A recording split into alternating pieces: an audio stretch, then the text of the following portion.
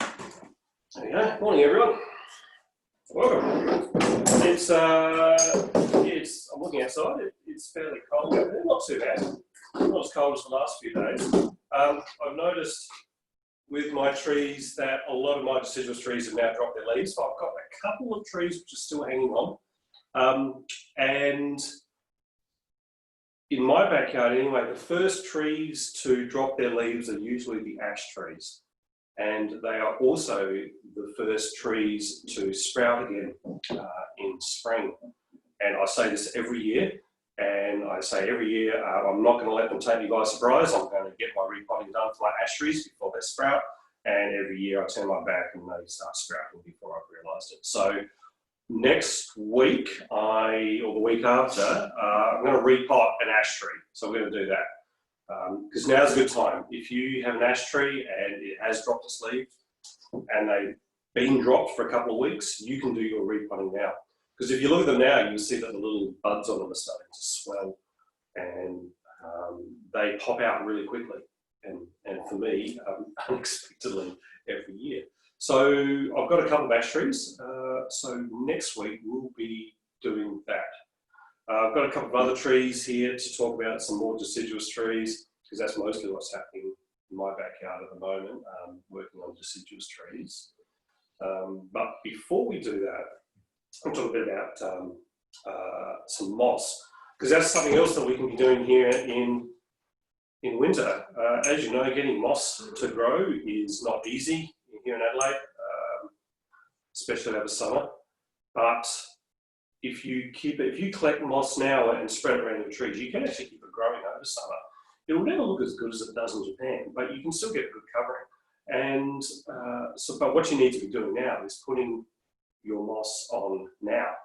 And there's a couple of ways you can do it. You may have some areas where you can go and collect moss. I'm really lucky. All the footpaths around the house, this time of year, they all have moss growing. There's a couple of areas in my garden where moss is growing, and I always recommend that you collect moss where you live. So if you're on the plains, don't go up into the hills and collect moss, and vice versa, because the moss won't be as acclimatised. You need it to be happy where you are. So I collect the moss around here. There's also, I have an area, a creek bed that's nearby that I go, and when the waters in the creek subside, there's just green moss everywhere. I go and collect it there. So what you can do, a couple of things, is I've got some here. There we go. It's just like a clump of moss. It's got a fair bit of the old clay underneath. Moss grows where it's where there's not very good drainage.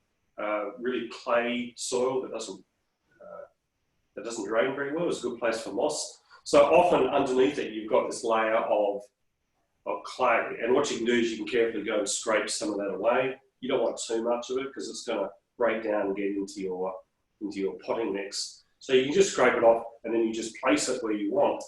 If you're lucky enough to find different varieties of moss, don't ask me what they're called or different types, but if you've got mosses with different textures, it's not easy to find, but if you can, when we were out digging last week, I saw different mosses everywhere, all over the place. I didn't pick any there because we were in a national park, but there were lots of different varieties of moss, some really thick and tufty, like this, perhaps little mounds, other ones just kind of more spread out and like little star shapes within, all these different types of moss. If you can get different types of moss and get it to grow on your bonsai pipe, it looks amazing, it looks really, really good. But if not, if you can put some moss over, I like to grow moss, I know some people don't bother, I think it looks really nice. Putting a complete covering of moss over the whole surface, I wouldn't do it if you're not very experienced with your watering, because it's harder to tell when your tree needs watering, because you can't see the surface, you can't see when it dries out. But once you're happy and comfortable with your trees and knowing when to water them, then you can sort of cover them with moss. I know sometimes I will just put moss around the base, near the base of the tree, and not all the way to the edges. It looks fairly natural that way too, especially here in Australia where I mean, it's supposed to look a bit like grass, and grass will often grow in the shady bits underneath the trees because elsewhere it just dries off too quickly, or you might be trying to make a scene that looks like it's in winter or spring, in which case you put moss everywhere. It depends what type of mood you're aiming for. But another way you can do a thing with moss, and Terry, if you're out there, you got me onto this because I know Ryan Neal had this technique, and it's a ripper. What you can do is you can make a mixture of sphagnum moss and the moss that you collect, wet it up and spread it around. And what it does, it creates the moss spores all propagate and spread out through the sphagnum moss, and creates a nice covering. So what I've done with this one, I'm not sure you can see it very well. That's got a fairly nice covering of moss. I did this last year with the technique I'm about to do. You can see the heavy moss around the base of the tree. Obviously conditions for moss there are better, but all around here there's a light covering of light moss, and it looks really nice. It looks quite good. It's covered with sticks and things at the moment. I need to clean it up. That looks quite nice. So what he does, and it works really well, you get some sphagnum moss, which you can buy at Bunnings. You can buy it in packs like this. It's not live sphagnum moss, it's dried out. But when you buy it, it's quite long. Sorry, let me get this. I'm going to make a mess here. Don't tell anyone. It's sort of big, long pieces. And it's quite clumpy, and it's not ideal. So what you do is you get a sieve and you sieve it out and you push it through. So I've got, this is the sieve that I bought many years ago. I can't even remember where. So it's for sifting out various grades of soil. You can use a plastic colander, whatever you've got lying around. And what you do is you grab handfuls of this and you push it through and you rub it, and it breaks up and it forms a nice smaller pieces, finely sieved pieces. And I'll just keep getting through it. I won't make heaps of it because it takes a while. But yeah, you push it through fairly fine, you push it through whatever, however fine you really want it. We keep doing this, push it through. This is the angle from the watch, I appreciate. And then what you end up is, I'm not sure you can see this fairly fine. You probably can't see that. It's quite fine. There we go. You can see that. So it's nice and fine. Once you get enough of that, you then find pieces of moss like this one, which I had before. Here's another one. And you just break it up and you crumble it.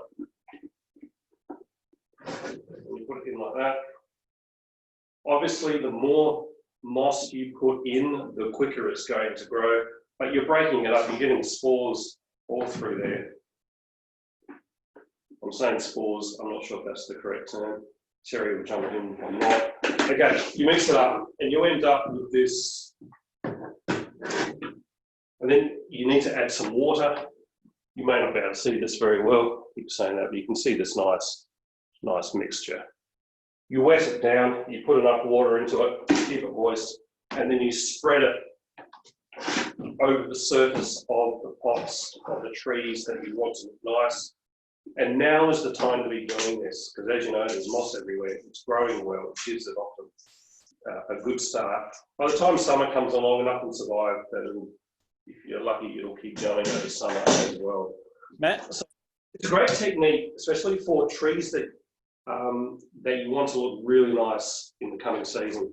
So if you've got a tree that, for instance, if we have our annual show coming up, which we might be doing, more on that later, if you want to show a tree off, do this ahead of time, because it takes quite a few, it's not going to look nice straight away. It takes weeks, maybe even months for the moss to grow, because moss is quite slow growing. By this time next year, ideally, if you do it a year ahead of time. Oh, it's taking dust everywhere. Excuse me. Yeah, maybe do that outside. And if you do it a year ahead of time, it'll look really good. But yeah, plan ahead. If you've got a particular reason for a tree, I do this on the really nice trees, the trees that I really want to show off. I wouldn't do it on a tree that's in its early training stage like this, because I don't see much point in be putting moss on the tree that's in training. But a tree like this one, which is a little more advanced, and I think it's good, that's the type of candidate. Matt? Yeah.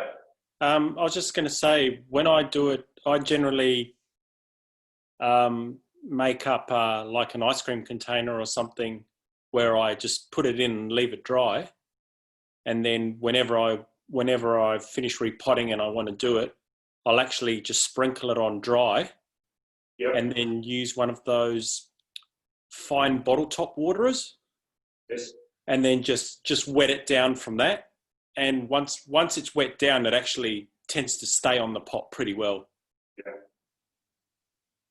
Okay, so you're saying, Terry, that it'll survive dry, and then it'll sort of activate when you wet it down and want to use it. Yep. All good. That's a great tip. That's really good, especially as now is a good time to go and collecting moss. You might end up collecting more than you need initially. That's a great idea. Thank you, Terry. I'm going to do that. I might go and do that this weekend. Go and start collecting the moss, bring it together, and make just patches of that. The Sphagnum Moss is quite cheap. You can actually dry the moss down. Yep. And then actually just scrape that over the sieve as well. So It breaks it up in exactly the same way. Okay. That's really good.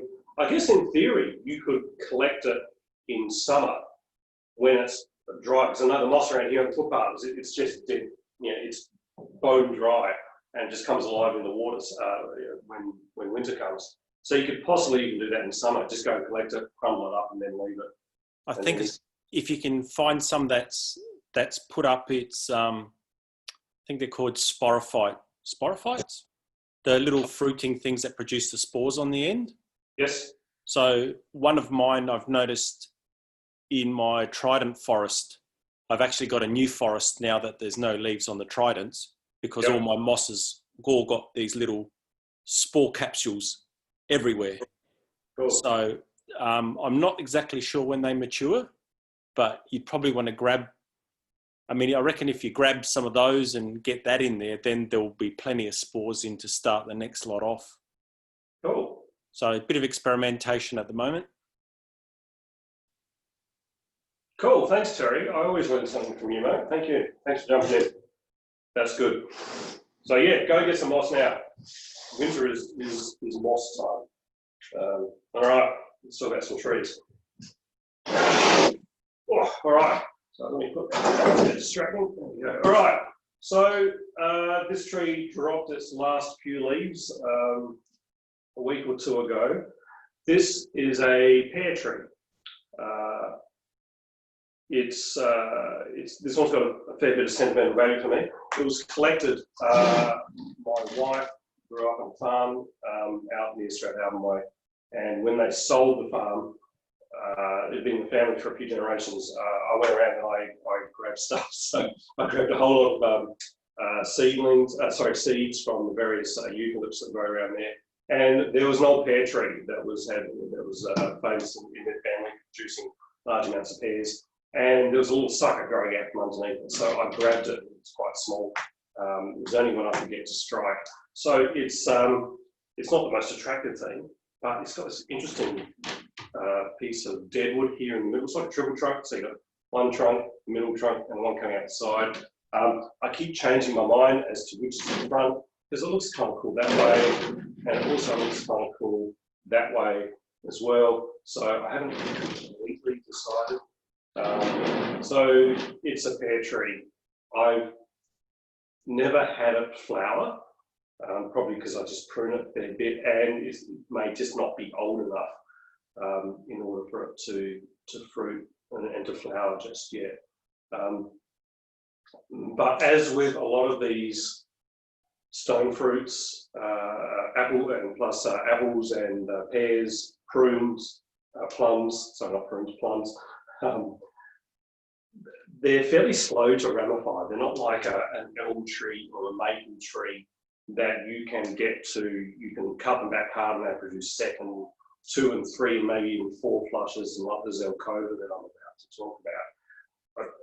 I find these ones, you don't get a lot of flushes of growth. You can cut it back hard over summer and it doesn't necessarily produce more growth. And when it does produce more growth, it doesn't necessarily produce from all the back buds. So usually it produces leaves on alternate sides of the branch. If this was like an elm tree, during summer, if I cut it, if I let a shoot grow to 5 or 6 leaves, cut it back to 2 leaves, and then I get, from the base of those 2 leaves, I get a shoot each, I get 2 shoots. I find with this one, and a lot of trees like this, is that you cut back to 2 leaves, it shoots back, but you only get 1 shoot. So you replace 1 shoot with 1 shoot, and it can be frustrating, and it's hard to get it to ramify, because I've had this tree for quite a few years. I've had it for about 10 years, and it's not ramifying much. It's really slow. There are ways to speed that up, I think, but I'll be honest, it's a tree that just kind of sits in the corner of my yard, because it's in the very early stages. I trim it back, I do what I need to, and then I kind of forget about it until the next year. I think one day it could be quite an interesting little tree, but the ramification is just taking a long time. So what I've done, so the style of this tree, like I say, it's kind of a twin trunk with the little dent in the middle. This long branch down the bottom, and if you've been watching these for long enough, you know why I've left this long, and that's to thicken it up. And so this branch, the lower branches, you want to be thicker than the branches above, and at the moment it's still not. So this branch here compared to, say, the one above it, this one over here, one over here, it's about the same thickness. I'd like to thicken up a little bit more. I was tempted to cut it back, because there's some nice buds along here I can cut back to. I'm not going to yet, because it's not thick enough. So this branch here, I'm not going to touch. So it's going to go for another season. Hopefully this time next year, it'll be thick enough for me to cut back. But so you need to be patient, especially with deciduous trees. They take a long time. They take a long time to get how you want them to. But it's okay, they're very rewarding. As you know, I really like deciduous trees. So what I need to do then is to sort out some of the branches up near the top. That's probably a better idea of the front, like that kind of angle. I just need to sort it out a little bit. It's a bit messy, some of these branches. I've almost got like another apex up here. I think the main apex should be here and another one here, but there's another one coming up here as well. But I'll just let them go for now, because the more branches and the more leaves, the smaller they're going to get, and the smaller the internode length. So I'm not going to take anything back hard at this stage until I start getting more, a little bit more ramification. So once again, I go over the tree. I've got to do this methodically. You just sort of go, oh, in this bit, you always miss bits. So I'll start here. I usually start at the bottom and work my way up. And so the first thing, I'm going to go through each branch, and like I'm always talking about, wherever you get fork, there's only going to be 2, 2, 2, 2, 2. If I find a place where I've got 3 shoots coming from the one spot, I've got to reduce it down to 2. I'll go over the whole tree. It won't take long, because it's not a very big tree and it's not very ramified. So it won't take long at all. So starting here, I've got a few little buds and little branches, tiny little ones coming up from the base. Right now, I'm leaving them. Down the track, they're not going to thicken up so much that they're going to cause ugly bulges. Really tiny little ones.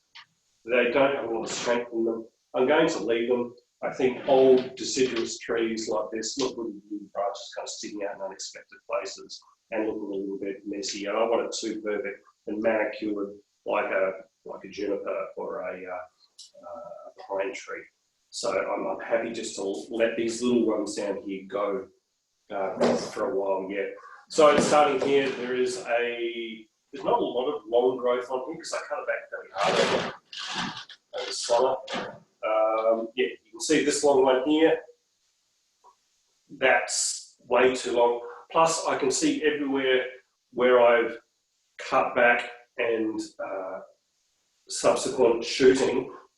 You know, when I cut, I always leave like a little stump above the shoot that I want. And so there's little stumps all over it. So I go through those, you won't be able to see in clarity, but I'm going to go through the whole tree and remove the stumps that got created. This long one here, it's quite easy to see here where the buds are. They're alternate and they go all the way up. So I'm going to cut back and leave two, and making sure that the last one's shooting in the direction, heading in a direction that I want. If there's not, then I go, maybe I'll leave three buds. If it's, in fact, in this case here, the buds, I've got one there, one there, one there. Okay. If I only left two buds, the first bud's coming out this way, the second one's actually going back in towards the tree. I don't really want it going that direction. The third one's coming out here, so I'm cutting back down to three buds. Just a little bit long. Okay, so I've cut that back. And then the one next to it here, the buds are much closer together, and it's a bit like pruning the roses. You prune back to a bud pointing in the direction that you want. Once again, there's also a couple of little stray buds going up and down the trunk here. Right, I'm just leaving them there. There's one here coming in towards the middle of the tree, cutting that back. If nothing else, by taking out the terminal bud, I'll be encouraging the ones behind to sprout come spring. And I find that the first flush of bud burst in spring is quite prolific, and you want to encourage that. So most of the buds that I leave will burst in spring. If I did this in summer and cut everything back, only about a third of these buds would subsequently sprout. So make the most of it now. So being methodical, there's a couple of small, that one right there, I'm just going to take out the terminal bud. That'll encourage the back budding. I've got another long one here. I'll take out the little stump, and I can see where I have last year cut back that shoot back to a couple of buds, but it only produced one shoot. So it didn't, I would have liked more of those shoots to sprout. So I only replaced one shoot with one shoot. So that's what one of them might do. Firstly, I'll cut out the terminal one. I may cut that back a little bit harder. So give it another go. Okay, then I get up to the very tip here, and it's getting quite busy. I can see firstly there's a stump there left over, so I'll cut that off, and that's dried off. I'm not cutting into live wood here at all. These little stumps are taken back now, and there's no green there at all. So I'm tidying that up, and then right at the tip, you might not be able to see here. I've got 1, 2, 3. So one of these has to go. I'm going to take, they're all kind of going, one's heading, which one do I decide? Okay. The branch is coming out in this angle. I've got one coming out there, one here, and there's one heading back into that direction. I'm going to take that one off. Just leave the two. Right, so that's back to 2. Tidy up the little stumps. And once again, I find just a couple of little terminal buds, take them off, and that's probably for that first trunk. Yeah, that's about right. I might put a little bit of wire on this and gently move some of these buds to go in the direction I want. As with a lot of deciduous trees, these branches are fairly brittle. I'm not going to wire them up and bend them into crazy shapes like I would with a juniper. It's just going to break. So these ones, you just kind of guide them into the direction that you want with the wire. You've got a light touch. So let's start again with the, there's a back branch here, once again, along here. I'm not even sure if I'm going to keep it, but for now I will, and I'll cut it down about half, because there's 2 buds down near the base of it. And I can see with this particular branch, this is the 3rd year. then I've cut it back. And each time it's only replaced one bud, one shoot with one shoot instead of two, which is really annoying. Perhaps what I'll do is I'm going to actually cut all of last year's growth back, take it right back down again, hopefully encourage it to ramify a bit. That's the frustrating thing with these. Now I've heard of some people using various hormones to induce bud burst, like people do with orchids. With orchids, you can buy a hormone to get some of the base buds to sprout. But I haven't heard any results to see if that actually works. But it is something, something worth considering. So with this main trunk, I've got a couple of smaller stubby ones down near the base. They're getting quite long with no interest in them, no change in direction and no taper. So I'm going to take these back hard, back to a bud pointing in the direction that I want. And there's another one here, it's got a couple of big fat buds. And looking at this, I'm noticing that it's harder to get the lower branches to ramify than the higher ones.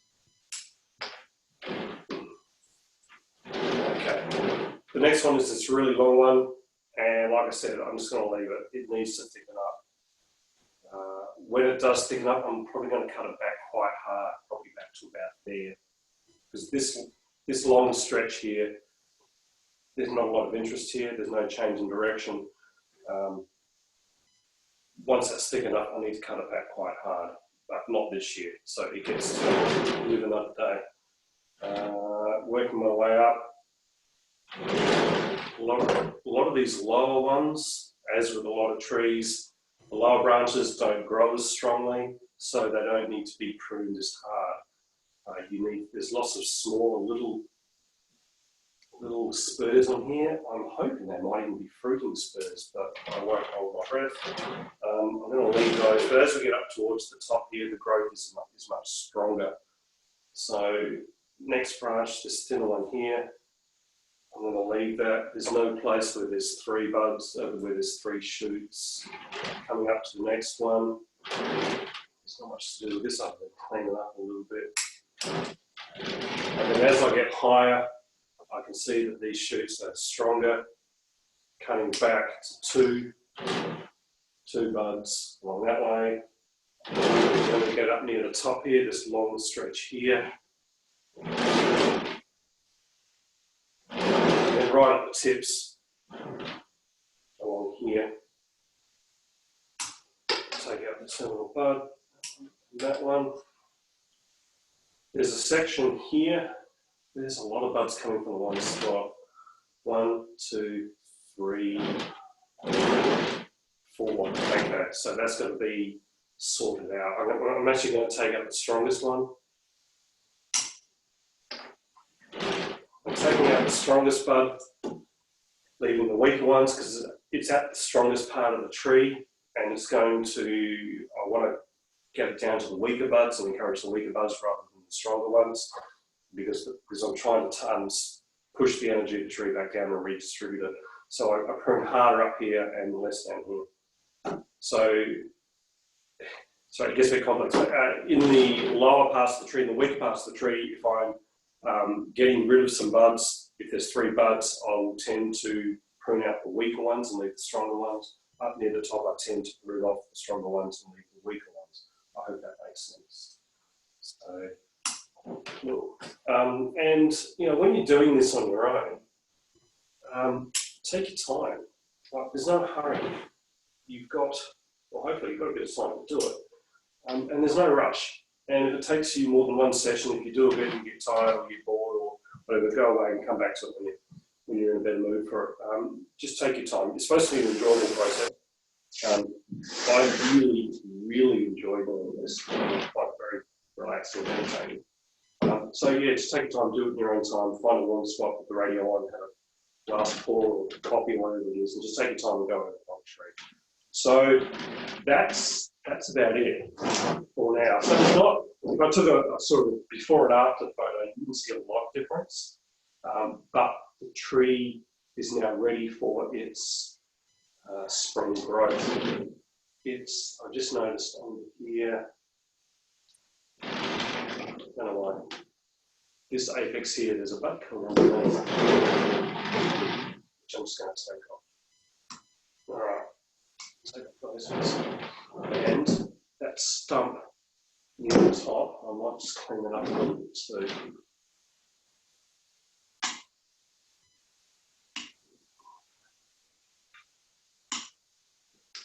So I need to decide if I'm going to repot the tree.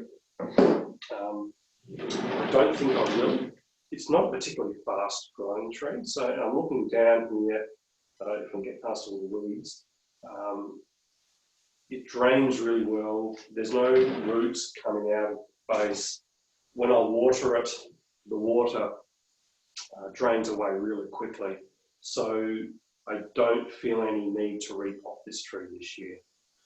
If the water was draining away really slow, if I got my chopstick and poked it in, and it was, I mean, that just goes straight in really easily. This tree is not root bound. There's no big thick mat of roots. So I'm going to leave it. I'm not going to bother repotting it this year. Stay in talker pot for another year.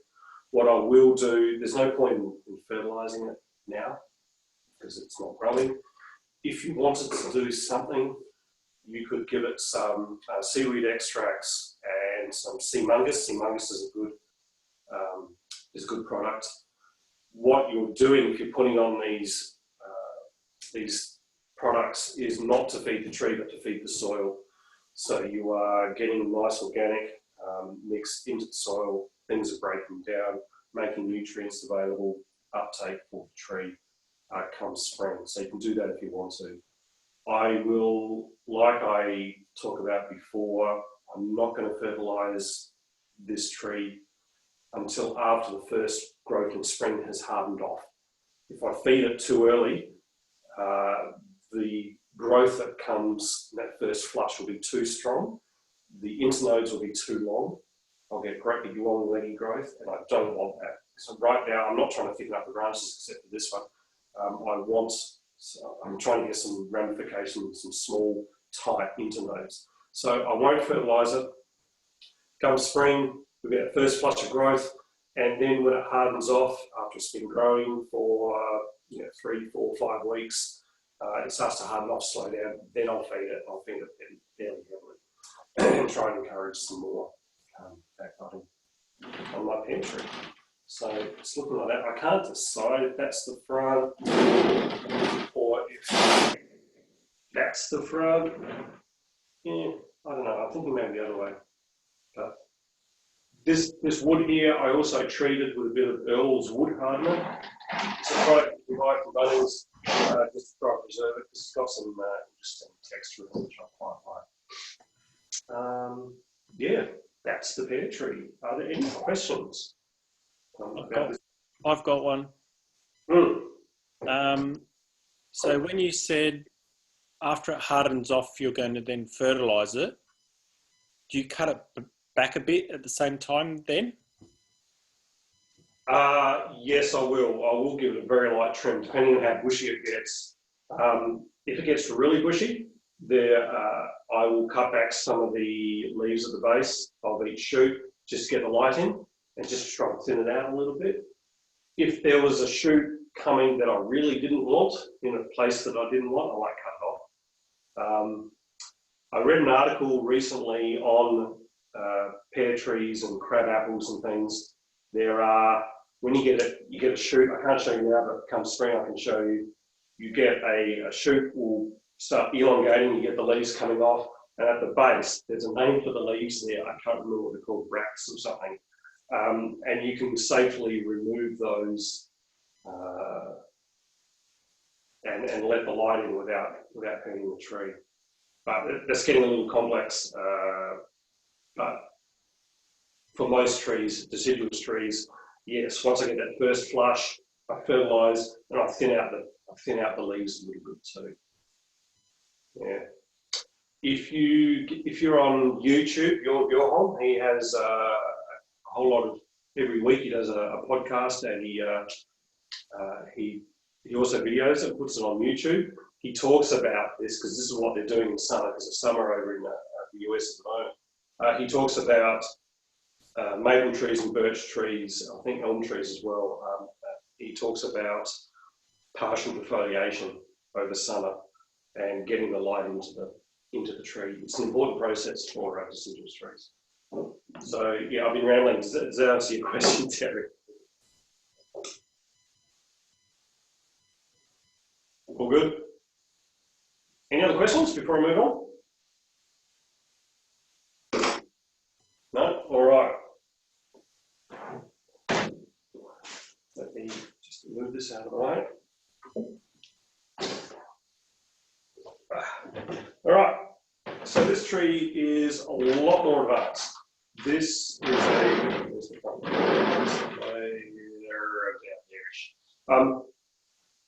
This is a Zelkova, a Japanese grey-barked elm. And if you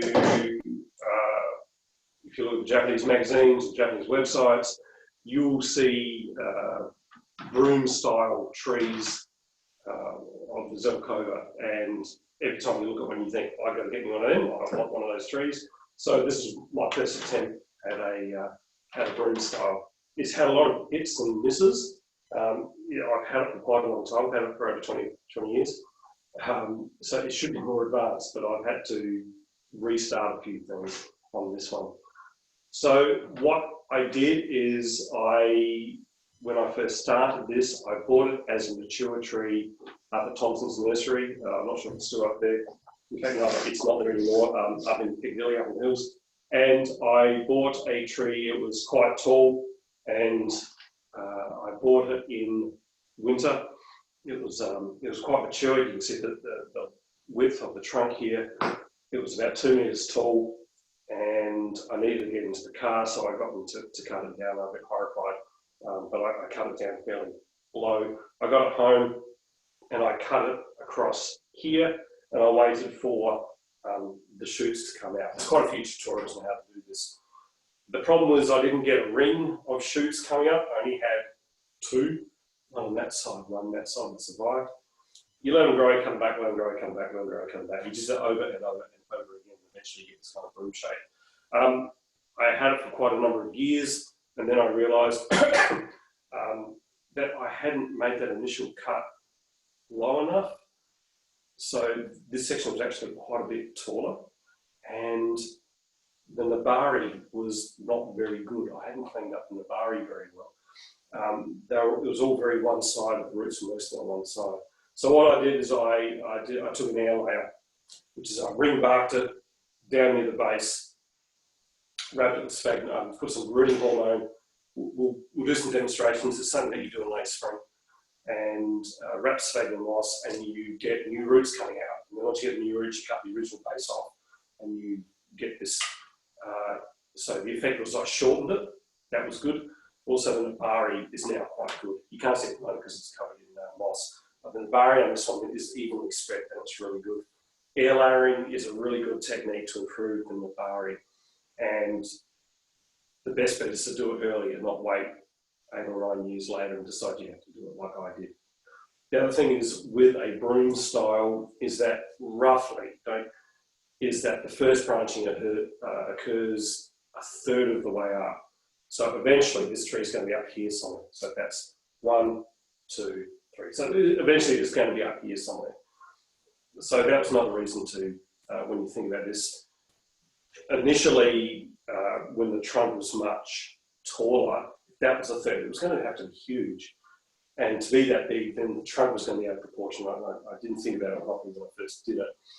Having said that, I was very inexperienced. But so what I did is I got the branches out and I grew them. You can see it's taken a long time. I think I talked about this tree before. The initial cut is pretty much healed over. But it was out here, it was really leggy, and the ramification wasn't happening like I wanted. So I talked about this last year, I think, and then I cut it back quite hard, and now it's produced much finer growth. And what I do with this tree now is I'm quite aggressive over the summer. Once the growth is hardened off, I totally defoliate the tree and take every shoot, every single one, back to 2 leaves, all over the whole tree. It takes a couple of hours. And then I let it go again, I let it harden off, and I do it again. And if the tree's healthy enough, I do it 3 times. So I totally defoliate it 3 times, take it right back, and it produces this growth. And so when I say defoliate, what I do is I actually cut the leaves off completely. I cut the leaves half. I cut them in half horizontally over the whole tree. It gets the light in, it produces new buds. And so I've been doing that for 2 years now, 2, maybe 3 years, and it's now producing the ramification that I want. It needs more, but it's going to get more and more bushy. So the idea with the broom style is that you get the initial branching, and it forks, and it forks, and it forks, and it forks, until eventually, around the very edge of it, around the periphery, you've got very, very, very fine branching. This tree's way off. It's a little way off here. It's another probably 3 to 4 years off before we get to that stage. But doing that it works really well. So what I have to do now, and this is a fairly time-consuming process with this tree, because it's got lots of fine ramifications, is that I have to go through the whole tree. And I have to find anywhere, once again, if there's more than 2 shoots coming from one spot, I have to go through and remove the one I want. And then usually what I do is I get a little bit of wire and just gradually move these tips out into the direction that I want. I'm not going to do the whole thing now because it's going to take me about an hour. You don't want to sit and watch me do that for an hour.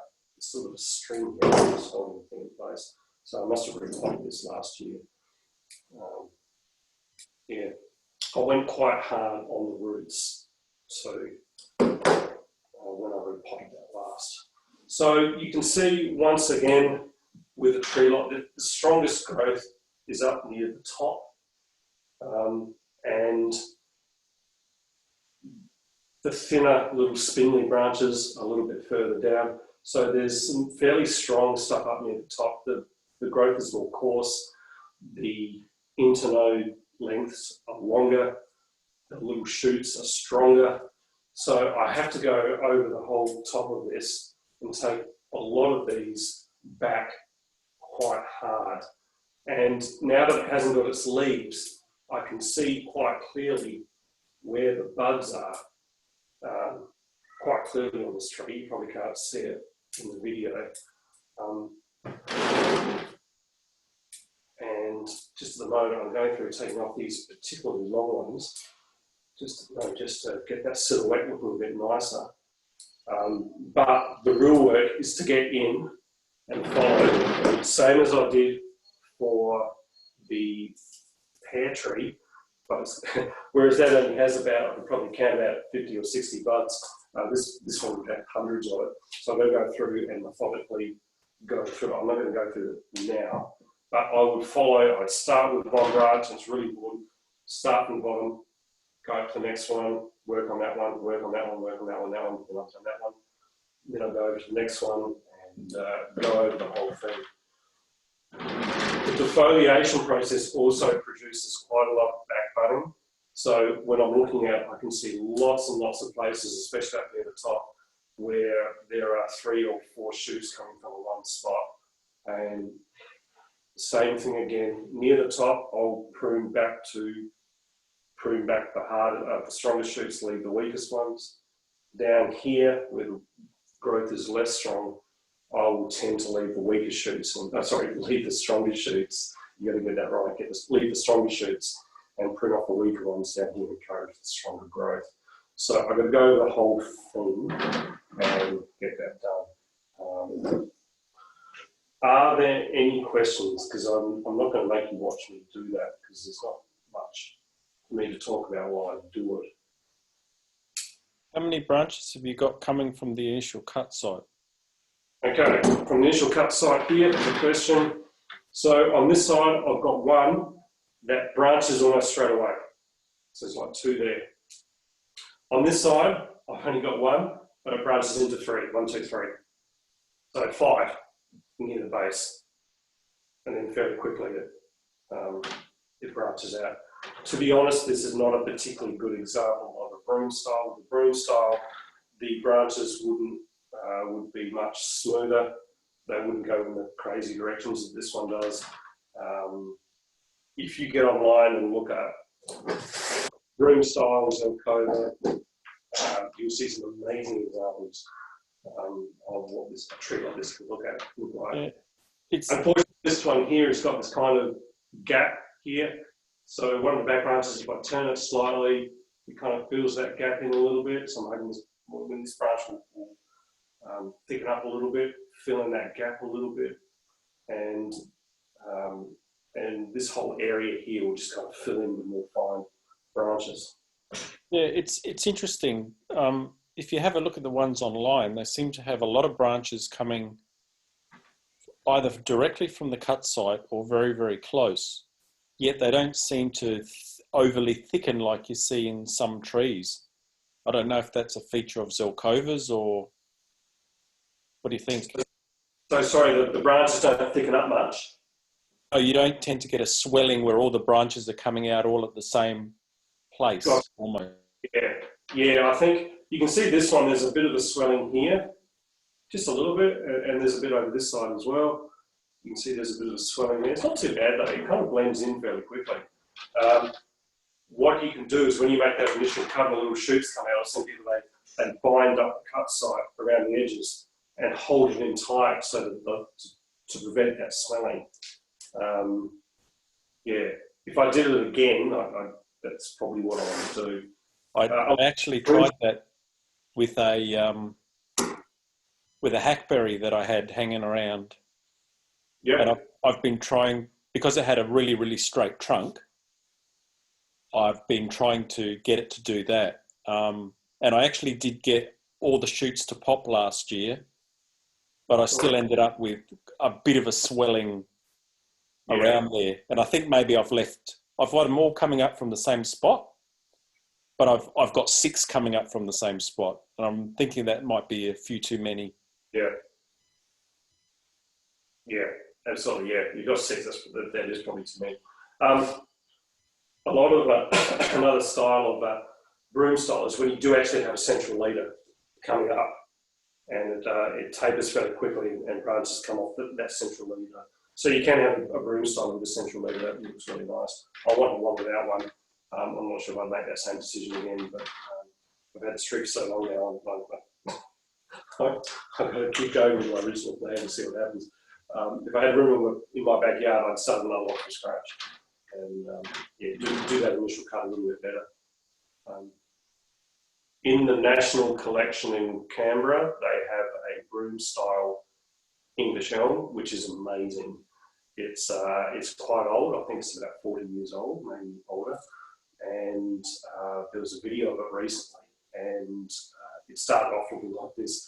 But yeah, just year after year after year of going over it in winter, removing the branches you don't want, getting that ramification, and it's this perfect dome. It's quite amazing.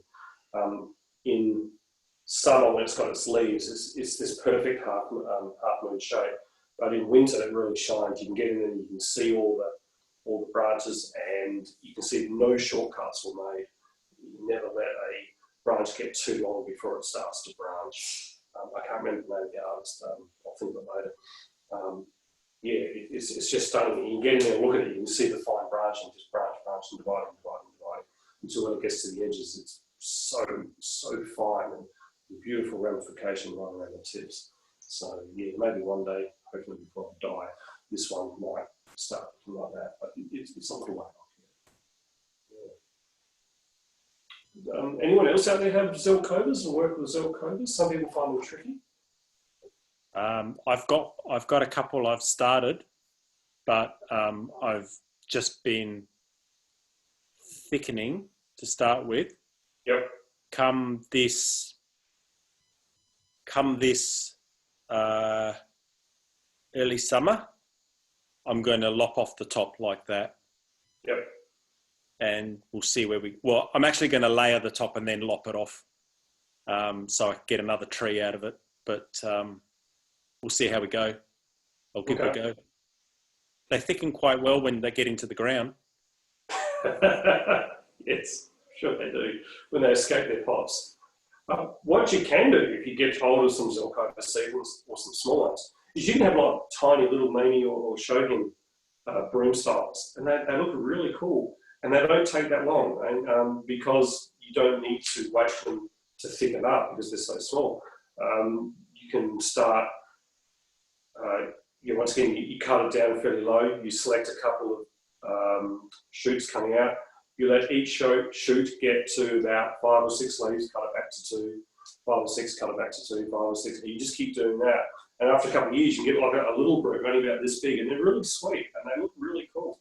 You can see some examples of those. So if you don't want to use a Zelkova, you don't have to use a Zelkova. A Chinese elm, which grows so well here in Adelaide, and most of you out there probably have a Chinese elm or two. You know how predictably they grow. You can make a little broom style with a Chinese elm quite easily. You could do that as well. So yeah, a broom style would be really good. That's backwards. That's the front. There we go. Try to get the front. Because the fisheye lens on here makes it go a little bit crazy. Something like that. Yeah. Cool. Any other questions?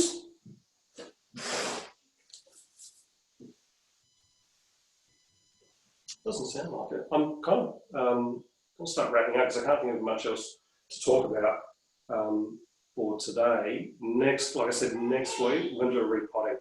So we're going to make a big nest, and you're going to be a bit horrified at how hard we go on the roots with the repotting.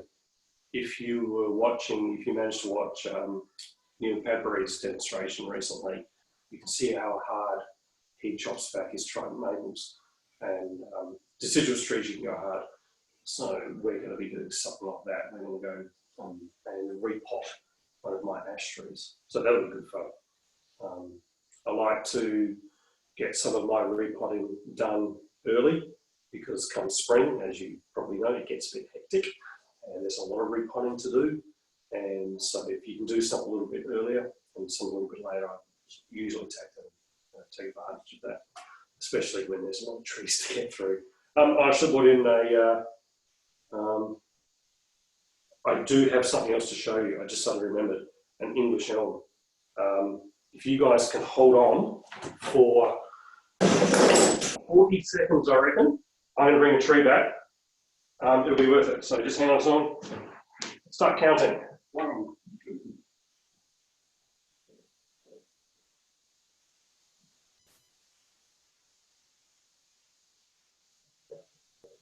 All had a good week?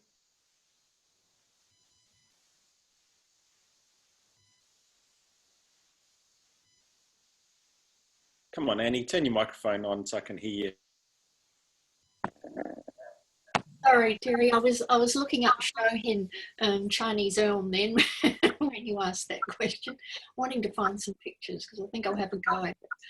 Yeah, when I first tried it with the hackberry, I cut it back in winter, and I got maybe 1 shoot popping out. But then I was hunting it online, and somebody said, cut them in sort of early summer, and then I got the explosion of shoots that I wanted sort of from the top. So right. I'd suggest doing that probably with the Chinese elm as well. Yeah. All right, cool. This is a tree which I got last weekend. Those of you who've been with the club for a while know Janice Kane.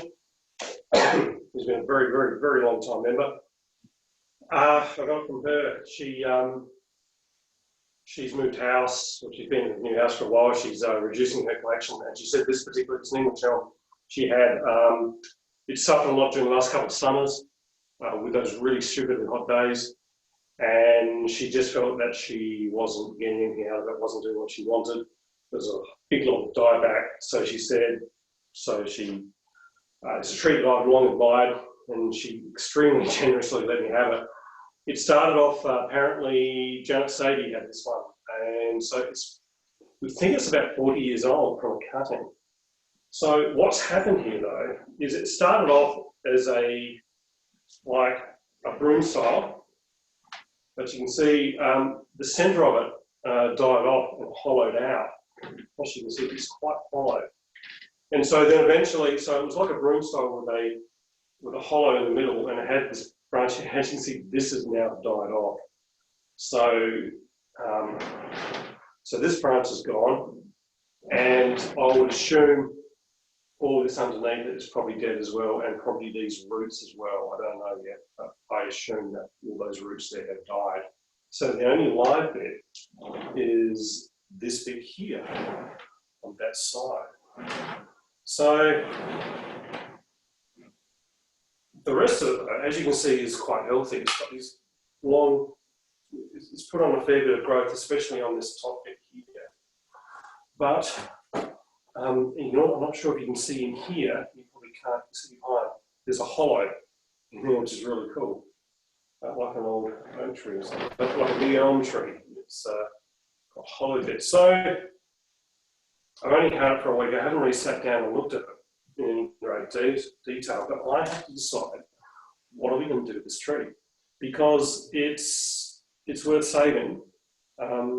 It's got a bit of history with our club, with a couple of our founding members. It's passed through their hands. So I have to think about this. What are we going to do with this?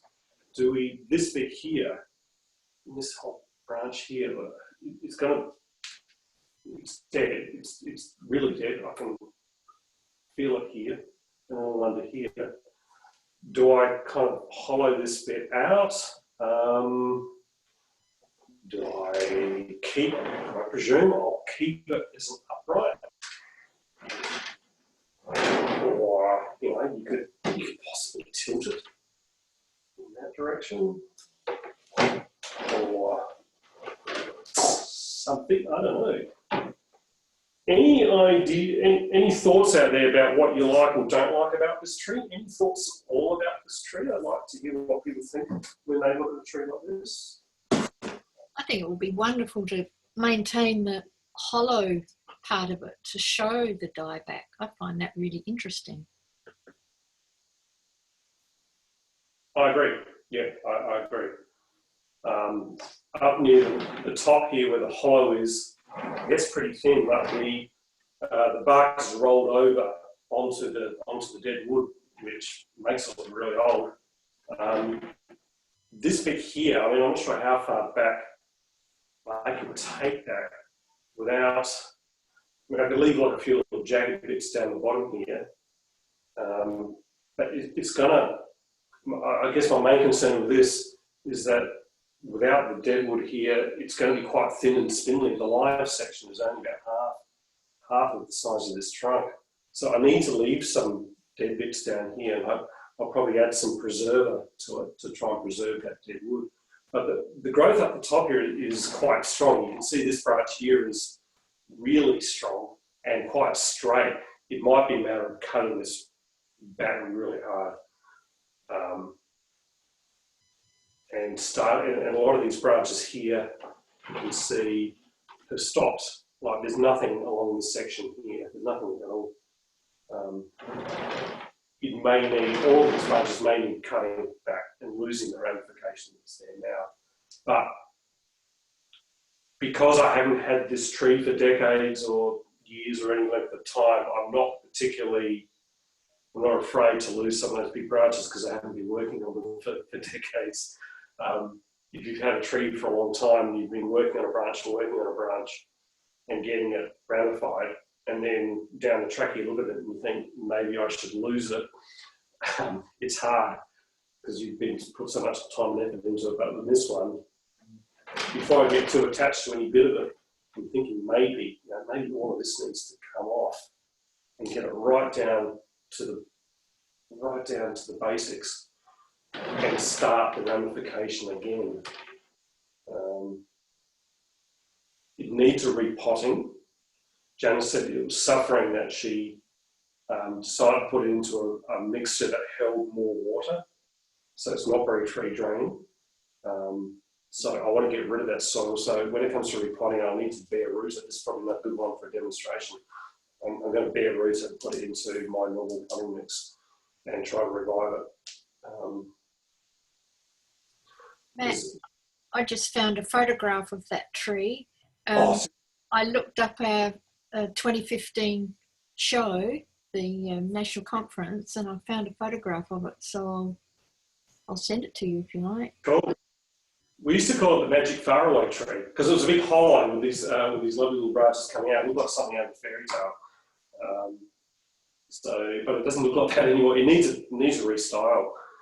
So often, especially with a tree that's been around for a long time, something like this happens. Like this whole branch dies, which is, I mean, it's a bit of a disaster to have this whole half of the tree die, but it gives you the opportunity to come up with something different.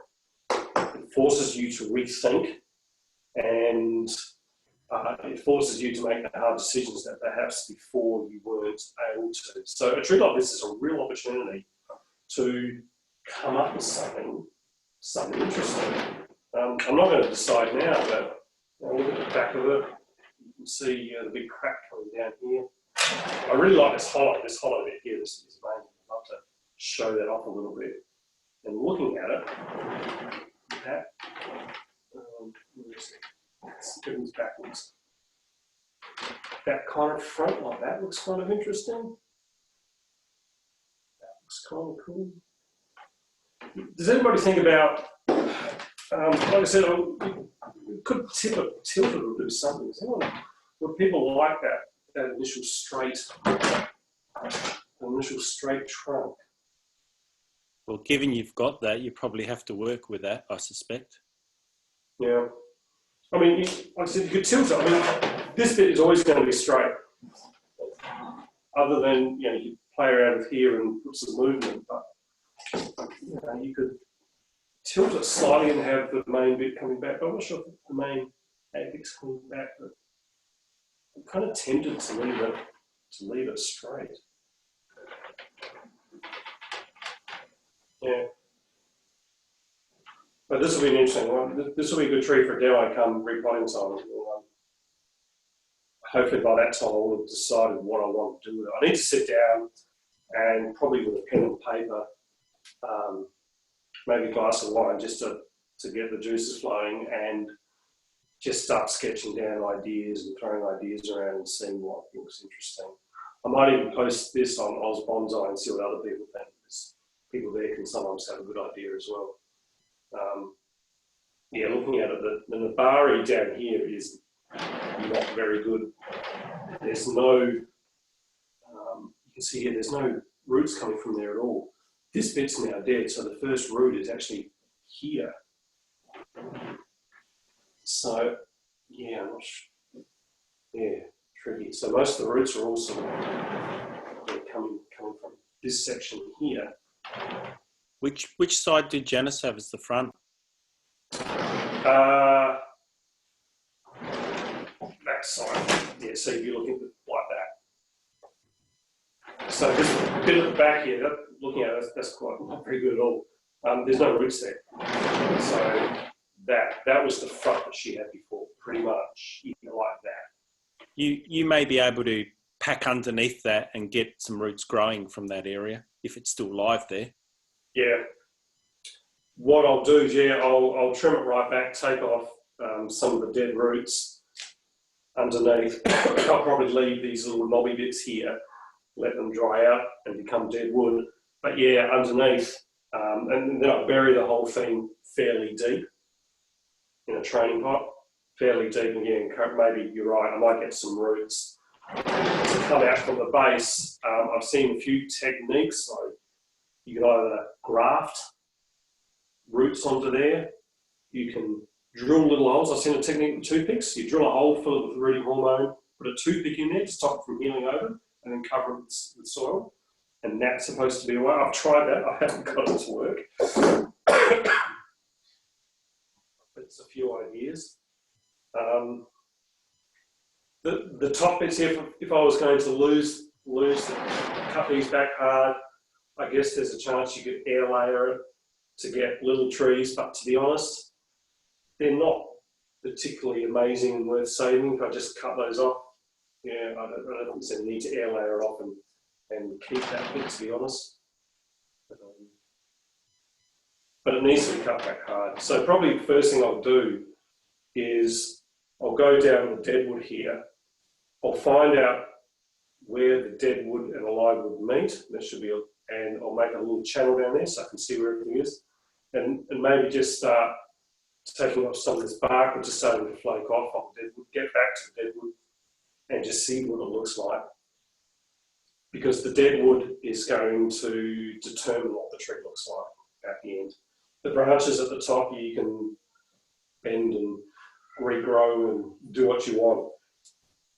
But this bit here is what's going, you can't change much. So that determines the character of the tree and the direction of the tree. So yeah, what I'll do is I'll do that during the week and I'll bring it back next week and see how it looks. And you'll be able to see exactly where the deadwood is. That's probably my first step. Yeah. All right. What time is it? Yeah, I think it's time for me to wrap up.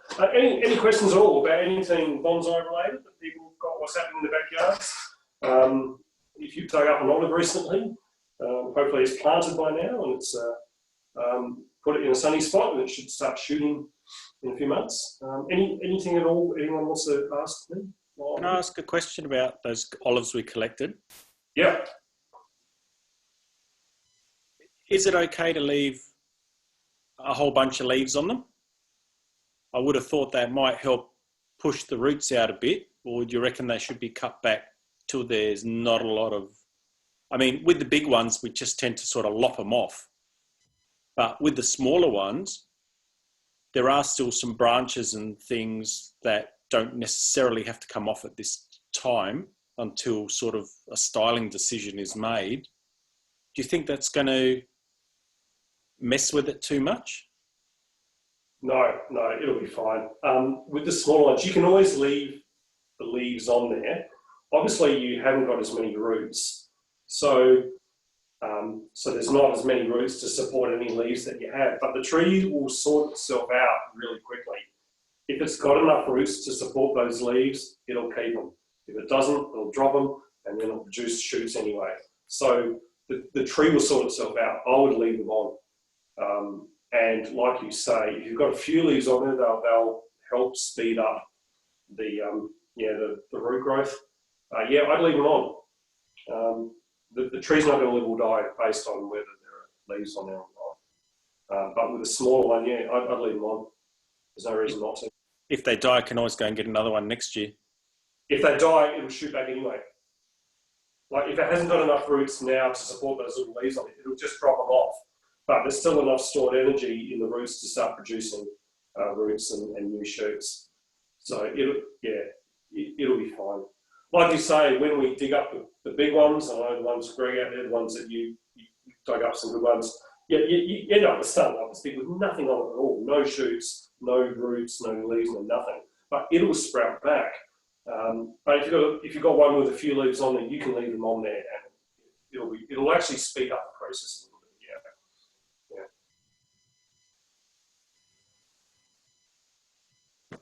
Matt, you were going to talk about the possibility of a show. Yeah, thank you. We are going to, we'll be having another committee meeting soon where we'll make a decision. There are some rules and regulations about what we can do at the hall and how many people we can get in there. It's looking pretty positive for a meeting. We're aiming for a meeting in August, the first Tuesday in August, and looking at the rules that we have in place for holding something at the hall there, I reckon we can do one. People have to remain seated. We can't use the kitchen facilities there. It won't be like a normal meeting, but we can still have a meeting. How we would do a show, maybe we might be able to do it. We've got to figure out the logistics. It's going to be a bit tricky because we can only have so many people in the hall at one stage. They're supposed to be seated, which could be interesting. So we're still working around that. We will be making a decision soon. We gave ourselves a deadline, 60 days out from the show date that we'll decide whether it's go or no go. Yeah. So I'm pretty optimistic that we'll have a meeting soon. The exhibition, yeah, there's a good chance we'll have one. It'll be different. I think there's a good chance, but of course the situation can change. As we've seen in Victoria, the situation. And then Janice Kane. And Janice Kane gave it.